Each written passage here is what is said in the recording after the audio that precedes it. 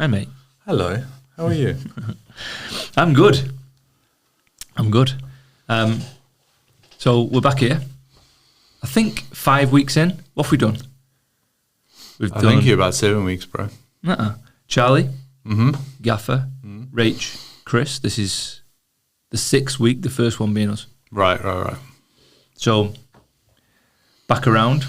This then just being me and you, little review, where we're up to with the pod, conversations that have happened, where you're up to, what's been going on with you, your work, your life, me, same. Just a little chinwag, just a little catch-up. Nice. The first thing that comes to mind is it's like a reflective point. It's like a forced reflective point to jump on the podcast. I think firstly, the podcast has been so nice to see it come back alive.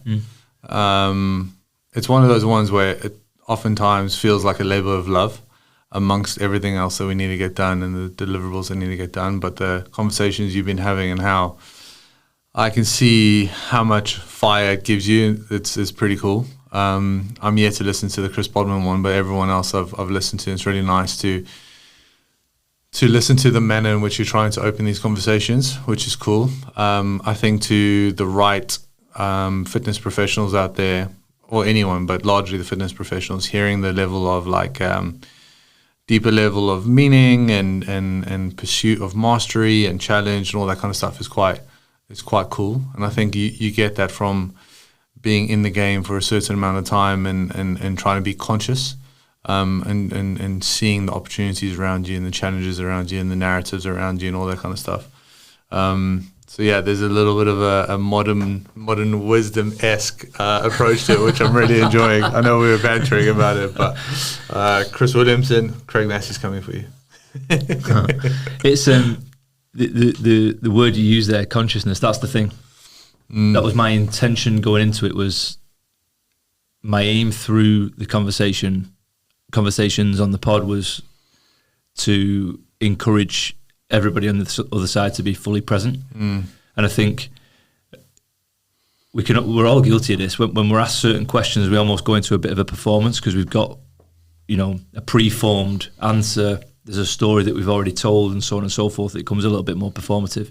So my aim with this, and not to be contrarian or not to be different, but just to be more real, was to try and be a little looser with the structure, a little less interviewing, a little more open, so that we can both be ourselves, so that the conversation becomes more real and they become more present.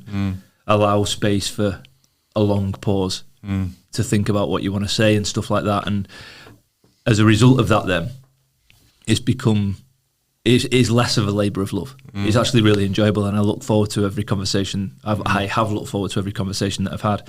There's not been that previously. There's always been a sense of, I guess, outcomes that you need to hear. Yeah, like how good's this going to be, and concern about it not being good, and so on and so forth. Where I've gone into it almost carefree, almost like, well, it'll be what it'll be, and trusting that being honest and being open will just uncover some things that either will or won't be interesting to those that are listening. And I think that's the thing. And maybe I'm a bit older and a bit more experienced and potentially a little bit wiser than what I was a couple of years back when we first did it. And so maybe I'm able to see that more clearly and put less pressure on myself around that.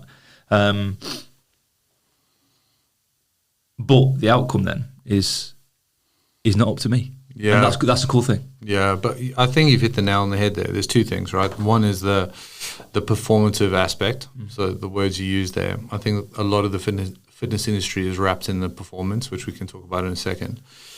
And then secondly, you 2-3 years ago, because you were new in that head of education role, there had to have been a performance element to it, that pressure. Where now there's a level of I keep using the word in recent weeks, but there's a level of stoicism around the kind of educator you want to be and the kind of philosophy and education that we want the PFCA to be about and the kind of message we want gym owners to hear. There's something quite grounded, quite strong about that whole thing, which means that you don't need to perform, But on that performative piece, it's funny because the moment you said that, in relation to the reflection, how much we've done over the last few weeks, where PFCA and gym owners becoming, and obviously we recently had that trip to Adidas, and just for the context to the listeners, so Mass and I went to go support Athex at Adidas HQ in Germany, and like to be at the campus with 5,000 employees, like it was nuts. And we presented an education seminar for the coaches who are full-time employed at Adidas HQ Gym, and some gym owners from, some coaches from CrossFit Nuremberg. And it was amazing. We spent the whole morning lecturing on the philosophies of coaching excellence that would then contribute to whether clients were to go test through Athex or any other fitness comp. Anyway, and by the end of the day, one of the CrossFit Gym head coaches, he was like, he was literally missing the mark on all our education. And they went on to be like, we coach the back squat really well. Every time in our session, we spend 15 minutes drilling everyone in the class, this amazing, technique around back squats. And Mass and I both looked at each other. We were like, okay, like that's a performance. Do you just want to elaborate on that? Because, I felt like at that point, I was like, fuck, how much work do we actually have to do still in the industry? Yep. How do I elaborate on that? I think the feeling that you and I got when we looked at each other was it's the reality.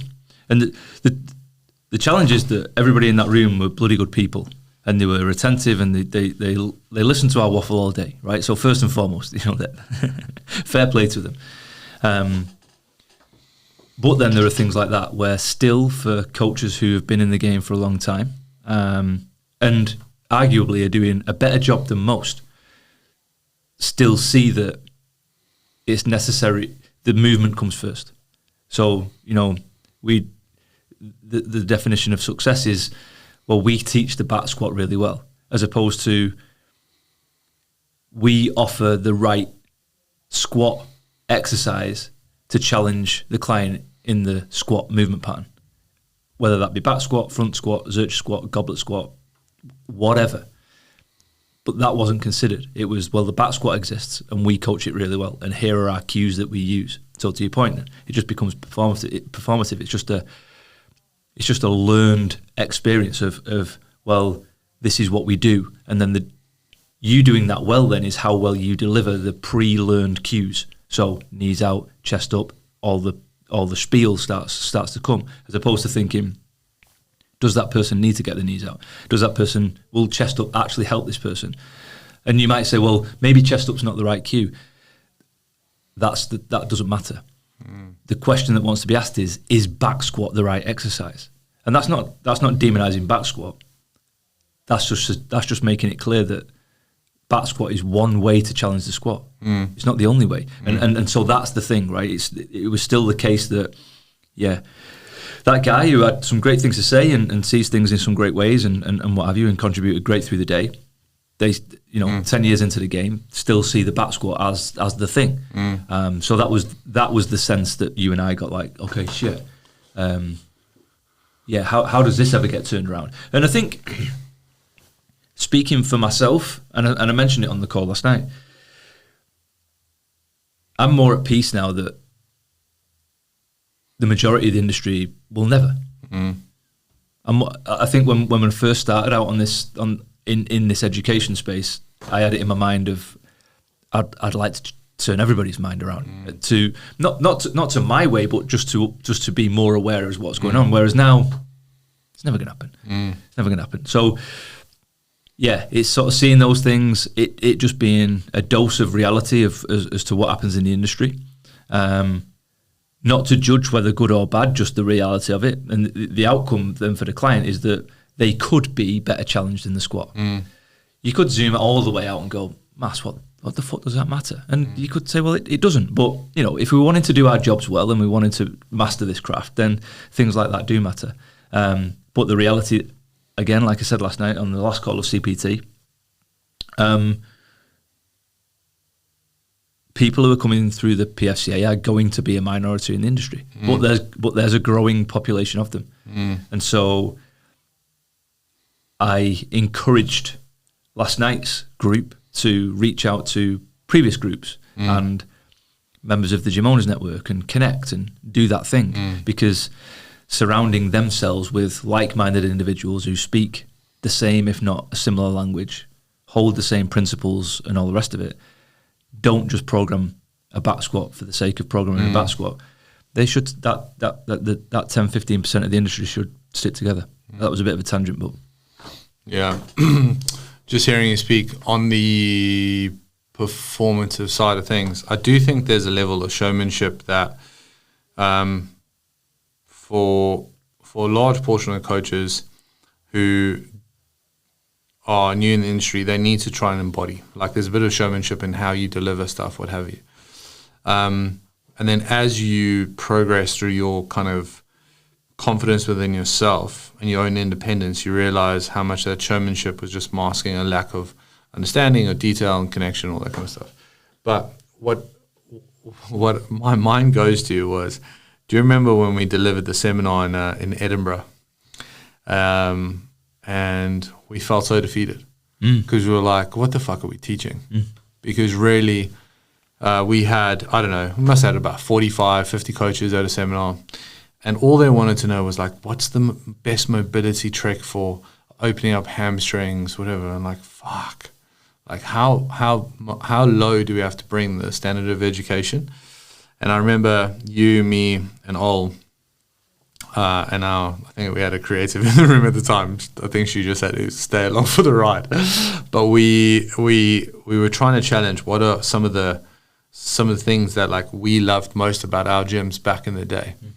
And that's how the kind of core values of success for PFCA came out of it, right? It was like the thing that you, me, all loved was anytime you could walk into the gym, seeing movement quality from your clients, whether it was a back squat, a goblet squat, fuck, who cares? But the quality was there, the kind of championing technique, quality movement, good intentionality around it. Like, that was the thing. And I guess the more we beat that drum home, even with our small but growing population, the cream rises to the top. And I think, just using this as a reflective point, I love the idea that a PFCA coach just holds the room just slightly differently. I know for a fact that gym owners in the network genuinely love hiring PFCA educated coaches because the values and how they see the world. We get 10 weeks, 11 weeks to indoctrinate them on a certain way of thinking. It's pretty fucking cool. It's not a huge amount of time, but it's enough to kind of just challenge the rhetoric. And I think that's why, and just talking to you now, it excites me to think that like the more a gym owner gets a CV and it says PFCA, it's like, fuck, I want to speak to this guy. That's sick. If we're creating a small amount of people better opportunities like that, that's fucking awesome. The first time you and I sat down and I said, what are we doing here? What's the gig with the PFCA, right? Like, what's the aim of the game? And you, humbly at that time, said, let's look at it. And one of the first things that we wrote down was that the PFCA coach would stand for something. It would create a level around it. I think we're getting there. Let me change that. We're not. It's getting there through our work, but then through the work of others who are willing to trust us and go on that journey with us. I think there's I get it because I'm there in the course. I do believe that the majority of people that come to our course have an open mind, have an open-mindedness. I think they're drawn to us because of, I guess, our openness and our search for the truth, as opposed to just delivering the performance. Last call, I asked the question towards the end of the call, can you explain one thing that's changed in you and therefore how you see coaching throughout this last 10, 11 weeks. And not one of the answers out of 60 people, not one of the answers was a nuance or a detail around a specific movement or an energy system or any of the coaching stuff that you would probably see. It was all principle and philosophy. It was all that it's the client first. It's all that the investigation never ends. It was all that we must continue to pay attention. It was that stuff. And I said to them, I said, if you would have asked me at the start of the course what things I would like you to take away, it would be those things. Because as we know, all the rest of the detail, despite the fact that we arm them with to go and be able to write program design and select the right exercises with, the continuums that we offer and the way of seeing things and all the rest of it, that's going to be learned more so and 10 times faster through experience, through fucking it up, right? And so then being armed with the way in which to see the world is more important for me than the detail around the reps and sets, because what tends to happen is a coach takes the detail of the reps and sets but then applies it in the wrong manner, and it becomes about the reps and sets, it becomes about the back squat, it becomes about the tempo, and they forget that no, it's about the client. So all those things then are our tools to impact or guide the client through their process, not the other way around. So, to our chat, it becomes the how becomes the thing as opposed to the who plus what plus why. And that was a few of them said last night, the who plus what plus why was super impactful for me. What they're saying in that is remembering it's about the client. So seeing that happen out of the back of each CPT course, I think it's really, really powerful. And that then speaks to why the gym owners in the network, they're so keen to hire a PFCA coach, because no matter what their level, they're looking at the world in the right way. Arguably in a better way than what some gym owners are, right? And again, that's not blowing our own trumpet. That's just us being the messenger, and I guess us staying true to the principles and values that we grew up on, and that the people who taught us them grew up on, and so on and so forth. And that's what I always explain to CPT. This shit isn't anything new. It sounds new because nobody says it, but it's decades old, and we're just passing the thing on. And it's almost, when you think of it like that, it's almost daft that some alternative is now current. Yeah, there's something. We always used to say the CPT course or any level 3 course is like the ticket to start your apprenticeship. But I think what we're trying to do is the foundation to which you see the world is broader. And it's powerful, right? I think something that I love when delivering CPT or when I used to do it is because of the forced group situation that we do, and having them all share their kind of values. So it's like, how would you solve this nutritional solution? You see this nutritional opportunity with a client, and you see all the different ideologies or religious ideologies on nutrition, like, oh, she needs to go low carb, she needs to do this, whatever, right? And then what it does is it forces an appreciation for diversity, inclusivity around the person, right? Which is really fucking cool. So while you were talking there, it was like the CPT course is like the ticket to fuck it and find out. Do you know what I mean? But like the fuck it and find out, you're doing it from a place of like real keen kind of, I want to use the word openness. Like you're generally open. You're like, I'm gonna dose this. I'm gonna be open. Who plus why plus, like really getting stuck into it. It's exciting for the coach. It is exciting, isn't it? I think it's equal parts exciting and scary, for the exact reason that you said before about, we spoke to them last week with Chris, the stages of development. And the first stage being somewhat a copy, right? So you're looking to those ahead, and you're seeing what they do, and you're taking the bits that you would like to embody, and you're impersonating. like you said before, there are performative elements to it. Of course there are, because you don't know yet. So, you know, when Chris and I were speaking last week, I asked, is there a bit of sort of fake it till you make it? And there kind of has to be to get the ball rolling. But at least then, like you said, coaches are going into that with eyes wide open, as opposed to, I'm just going to blindly copy that person that was ahead of me who is successful, and I'm going to mirror their every movement to the point where I lose myself in that performance. Because again, the further that goes down the line, the less meaning that carries for the person that's actually doing the performance, and also the less connection that creates with the person that's in front of them, because they know it's not real. So it's a hiding to nowhere. And so, again, to your point, I think when you say fuck it and find out, it's the start of the exploration. And it's the start of, whilst it's uncertain and whilst it's unclear, and I know by, you know, in our human nature, we are nervous and scared of in the way that we're made up around uncertainty. But it's having faith the more that we do it, in that it's willfully stepping into that uncertainty that will enable us to continue to grow. Like, I don't know about that, so I'm going to try something. I'm going to take some action, holding these principles and thinking, okay, every client's different. Who plus what plus y equals how, and you know, and all the rest of it. Programming pencil, all these things. I'm going to have a stab. And again, like we say, as long as you have good rationale and you've considered what you're about to do, whether it's right or wrong, it doesn't matter. It's part of the process.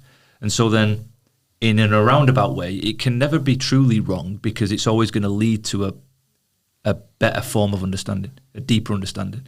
And so, whilst it might not be exactly right for right now, it's going to be a step to something better. And I guess there's an analogy in there for life, right? It's like, through the struggle, and you know, we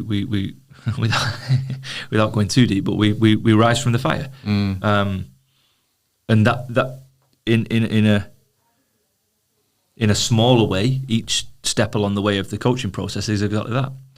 But you're doing it together. And I think what I try and do through CPT is get rid of the pressure that the coach feels in having to have it all figured out and not having it all right, having to have the answers. Because that can't be the case. Because if we go into it with this fixed idea that we are right and that we do have all the answers, well, then we can't explore, because there's nothing to find out. And if we can't explore, then we can't take the client on their process. And if we can't take the client on their process, they'll never learn. And so then we end up just with this meaningless experience. And hey, what tends to happen in coaching? It's just a meaningless experience. What happens then off the back of a meaningless experience? Well, because it doesn't carry any meaning, we try and drive in and inject some sort of meaning through outcomes. Well, what do I look like?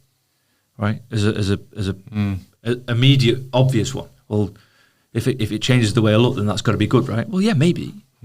But now we're seeing it as a direct goal as opposed to an outcome of 100 different behaviours that have now been ingrained, that have upgraded the whole shooting match. And oh shit, I actually look better than I did before. Cool. So yeah, fucking deep shit that. Yeah, sorry. You wanted to reflect on a little bit of me. Yeah, please. And you said a few things even in that really you can pull some philosophy into life. And I wrote something last night around imitation and suicide. And I think within the industry, or with anything in life, when you are stepping into the unknown, you're looking to others who embody elements of what you think success is, rightly or wrongly, whether you are on autopilot or not, like whether you consciously are thinking about what about their life inspires you, but do you understand the cost of their life for what it takes to get there, right? Which I think is a key bit that like not many people have that kind of level of thought. And I for one have been going through this journey of just trying to reconnect with my kind of day to day and how I want my life to live and all that kind of stuff. And it's been really challenging. And it's so funny. So I spent a few days in Morzine with my best mate. And my best mate and I, in high school, we were the guys who would, we played first team rugby, whatever. Like we were in the gym first. We stayed after practice. We got there before practice. Like we were always those guys. Anyway, and I've lived in the UK for 16, 17 years. So I haven't shared life with him for 18 years.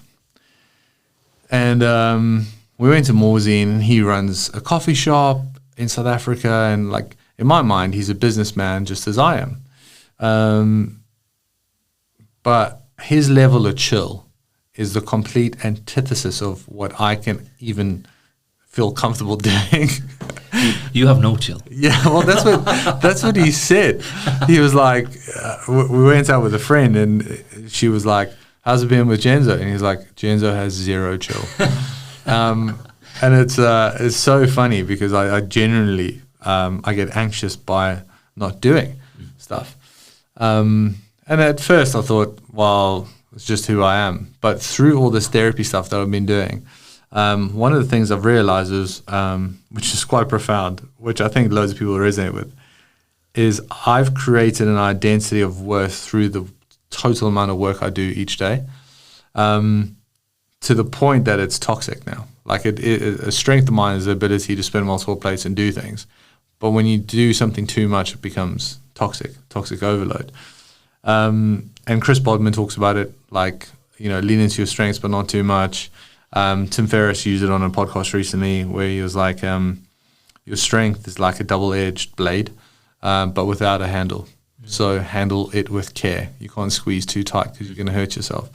So I've found all these like little things like really, really cool. But one of the most profound things, which I've just pulled up here, was a friend of mine sent me a podcast from Dr. John DeMartini.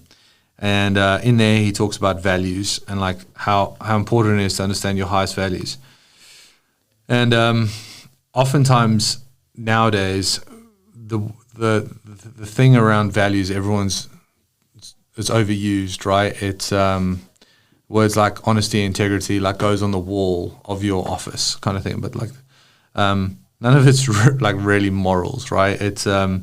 It's surely you're not a hypocrite. Surely you're not.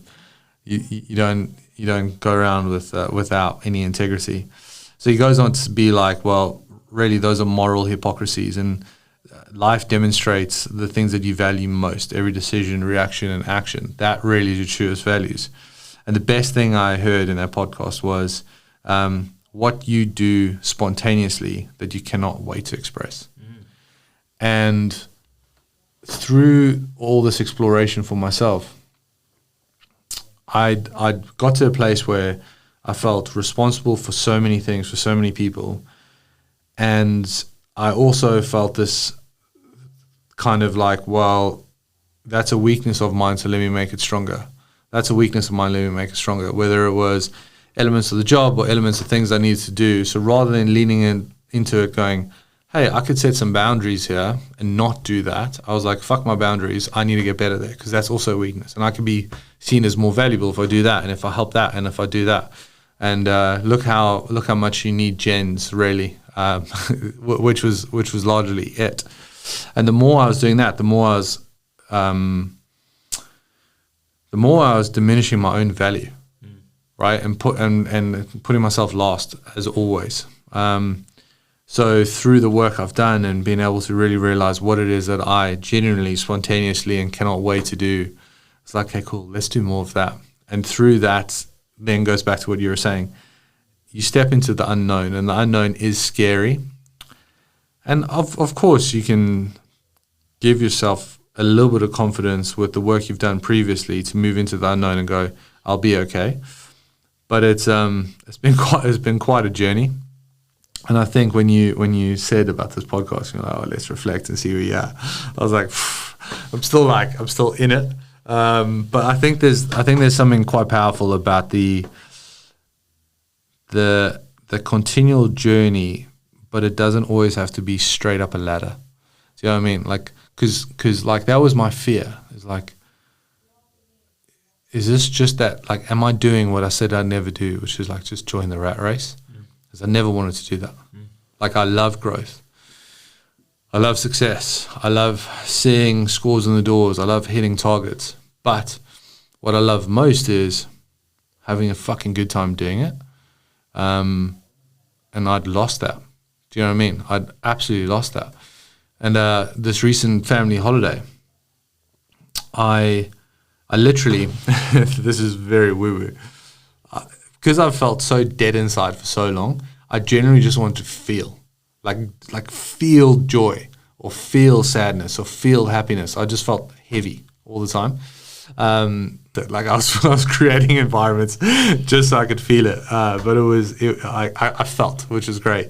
And I think the craziest thing, what was the point I was trying to get to? The craziest thing was that with enough kind of perspective going, whose life am I trying to imitate? Like, what is success? Who has painted a picture of success for me that I've adopted for it to be what success should look like, versus have I thought long and hard through my values what success could be like? And it might be way different to what anyone else thought it was. It might feel a million miles away where I am now, but like that's probably the vision. And I talk about this a lot with gym owners. I'm sorry I'm rambling, but it's good. I think with gym owners particularly, like, you get to a stage of your business where you need to define the vision for the business, but more so the vision for you and your life and your family.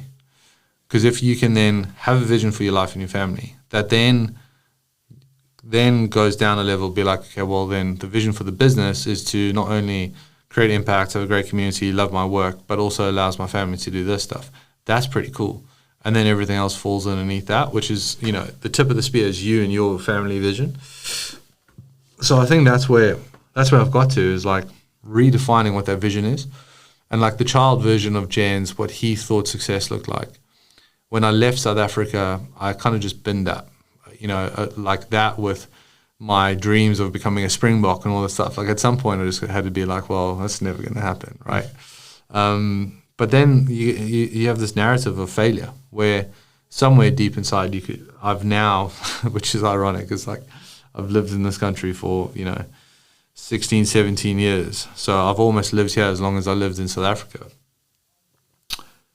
And now it's come back full circle. It's like, I could define a different vision.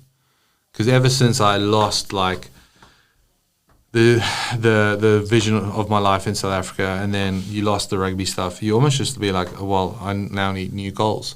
And I've just attached my goals on people that I've looked up to every step of the way.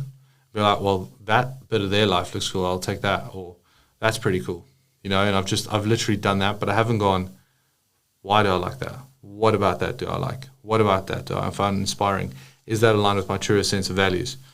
I haven't, because you just climb. And do you think over that time of 16, 17 years being here, having lost your identity right at the very start, do you think that the outcome for you in the imitation and the things that you have embodied have been an attempt for you to fit back in again? 100%. I think there's, so I read this book, Braving the Wilderness by Brene Brown, and she talks a lot about her never having fitted in, and being able to be like brave enough not to, and whatever. And like some of the sentiments of the book is really powerful. But I resonate with that a lot because I was never someone who was like in with one particular group. I think largely because of like my upbringing and stuff, I've always created a weird protective mechanism of like being in like the rugby group and the cricket group and this group at school and whatever, and the baseball group, but I was never like in with any of those groups because it almost felt like that way I could protect myself if rejected. Do you know what I mean? But with the same lens, I've done the same thing throughout my whole life, which is crazy. And then you do these other things to try and like fit in enough, but also not all the way because because of the fear of failure, the fear of rejection, or what have you. So yeah, largely. Yeah. So you end up, we can connect that all the way back to the back squat at the start, right? You end up being that coach that, because you impersonated, because you impersonated what you thought was right at the start to get started, and then you carried on with that, you end up stuck with it. So now we have to put back squat on the whiteboard, and I guess that in a metaphorical sense, that's where you end up, where it's like, I have to keep showing up like this now because that's what everybody around me expects, because I've done it for so long. Whereas for you, it's like, hang on, I want to shake this off because this isn't actually me, and I can feel me wanting to come through some more. Me knowing you and seeing you, I think it's hard. People listening who are like Jenzo and relate to Jenzo in the way that you see the world, I think will get what I'm going to say.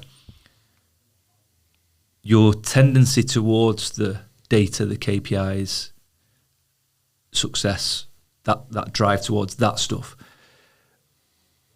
that is that is gold for the way that the world works, right? So everything that we face today is driving people down that way of thought, down the focus, down the numbers, down the stats, but away from the meaning and away from the feeling and away from the big picture sort of narrative. And so then you being that way inclined anyway, you only need a little nudge and you're away down that rabbit hole of where the world would like you. And I'm not talking conspiracy theory stuff. I just think that's just the way the world's made right now. It wants you to fall in line. It wants you to go after the data and all the rest of it and not really think about it, because then you just, you're along with everybody else. You're in the rat race. Whereas actually stopping and going, hang on now, where does this fit? Why am I doing this? What are my priorities? And so on and so forth. That's probably what feels like an outsider's way of looking at the world, because the world is so driven to the opposite. So yeah, it's super interesting. But then it's necessary for us to lean back into that other side, probably the more natural side, in order for it to become real. Because otherwise it's just this disconnected data set. And that's what you feel. It's like, what am I really doing here? You've got to reattach it to some meaning. Otherwise you're just towing the line, as far as I'm concerned. Yeah, it's funny how you pull that back to the back squats, but it's true. It's the CrossFit gym owner who's built an identity on that method of coaching, which is get in, mobility for 5 minutes, skill coaching for 15 minutes, one strength block, and then a quick WOD. And that's the expectation, not being able to get out of it. But I think with what you're saying, to anyone listening, it's like you have the freedom to express yourself whichever way you want, right? And that's what you should be doing. And if you can find a way to connect to the members, the ones who want to be coached, that then becomes this reciprocal relationship of real transformation. And I think that's something that I've really hung my hat on through the Gym Owner Network. It's like to build a gym with your kind of clients aligned with your values, because then you look at your gym with a hell of a lot of sense of pride. Like, I've been the gym owner where you've gone, what the fuck have I built? And I've also been the gym owner being like, this is fucking sick. Do that, because then all of a sudden you can express yourself fully. And that's why, like, 5 gyms can all open on the same high street and have 5 very different demographics, should you build your branding on your values rather than the values that are meant to be adopted, right? So it's like, I don't know, let's say we're all Hyrox gyms. It's like, wow, really? Are you Hyrox gyms? Or is there elements of things that you prioritize more than the gym next door? Because then you could do something really fucking cool. Yep. And also it becomes less of a competitive scenario, because we can all see that it's like, well, yeah, you're doing a great job. I don't do it quite like that because I don't see this world exactly like you do. But that's fine, because you can have your 300 people and I can have mine, and that's just fine. I'm going to attract the people that probably see things a little bit more like I do. But in order to get to that point, I think that what you were describing before is the difference between, as we talk about, the transaction and the transformation. You know, the work that you're doing at the moment on yourself is a transformative one, and it's why it's difficult for you to explain right now, because you're going through it. But that's the journey really that we're responsible for taking the client on. It's the transformation. Now we don't have to go down the psych route and all the rest of it and be overly philosophical, but it's just leaving space or creating space for them to be themselves. That's the key thing in order to transform. So rather than shaking hands and over a transaction of a back squat, like I've now taught you the back squat, that's far less meaningful than asking the question of, does this person actually need a back squat? And what's the transformation that they require? So actually, by thinking about what they need as far as how they challenge the squat pattern and giving them the movement that they can do and that needs less cues, they can get stronger and therefore explore more about themselves rather than just struggling through a movement based on the cues that we're giving them and all the rest of it, transformation. And so we're then just creating an environment for exploration, for their self-exploration, right? And we're encouraging them and guiding them along the way. That's the thing. That's what I'm sure your therapy does for you. It just creates an environment for your own self-exploration. You know, like you've mentioned. It's all about the nudge, right? I think great coaching is nudging. It's that as we say, but unfortunately overused. Like it's the Sherpa, it's the guide, but I think sometimes that goes over people's heads. So it's just a little nudge, right? So, did you hear what you just said there? You know, like Tom Foxley, mindset coach, he was in my corner a lot from 2017 to 2019. I actually had a long call with him when I was out in Portugal. And I'm reminded by his exceptional listening skills. Like, you talk to him and he'll just be like, before you go on to the next thing, he'll be like, do you mind if we just pick up on what you just said there? Why did you use the word have rather than that? And it's like, that's rather interesting. I didn't realize I said that. And it's like, that's the nudge. That's a coach's nudge. Whereas, you know, I don't think there's a level of attentiveness that gets embodied through coaching for the most part, let alone just human connection. Because whilst there's mastery in that Tom executes, there's also then confidence in the simplicity for the coach, in that value isn't found in a million different things that you're offering a client in a session, and you're overcooking this attempt at value. Like, I've got to say this and I've got to say the other. Thinking about that point and thinking about our own experience, how much do you take away from an hour or half an hour with somebody? It's usually just one or two things, tops. I always think about the comedy show. How many things can you remember from a comedy show? You've laughed for an hour or 2 hours. You probably remember one or two jokes. Same in a coaching scenario.